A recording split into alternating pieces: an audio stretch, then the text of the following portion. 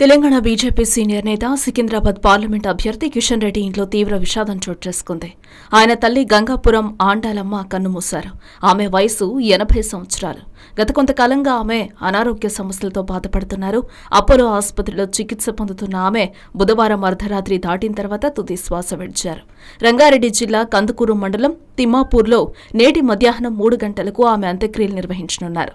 ఆండాలమ్మ మృతికి పలువురు బీజేపీ నేతలు సంతాపం తెలిపారు. ఇదిలా గతేడాది డిసెంబర్లో జరిగిన తెలంగాణ అసెంబ్లీ ఎన్నికల్లో కిషన్ రెడ్డి అంబర్పేట నుంచి పోటీ చేసి ఓటమి పాలయ్యారు. గతంలో వరుసగా 3 సార్లు అంబర్పేట నుంచి ఎమ్మెల్యేగా ఎన్నికైన కిషన్ రెడ్డి అక్కడ ఓడిపోవడం పార్టీకి షాక్ ఇచ్చింది. ఈ నేపథ్యంలో అసెంబ్లీ ఎన్నికల ఓటమికి లోక్సభ ఎన్నికల్లో బదులు తీర్చుకోవాలని కిషన్ రెడ్డి భావిస్తున్నారు. సికింద్రాబాద్ లోక్సభ అభ్యర్థిగా పోటీ చేసిన ఆయన స్థానిక ప్రజలు తననే గెలిపిస్తారన్న ధీమాతో ఉన్నారు. ఈ సమయంలోనే తల్లి మృతి చెందడం కిషన్ రెడ్డిని విషాదంలో నింపింది. చిన్నప్పుడు కిషన్ రెడ్డి పాఠశాల ముగించుకొని పార్టీ ఆఫీసులోనే ఉంటున్న తల్లి మాత్రం కొడుకుపై నమ్మకం ఉంచింది.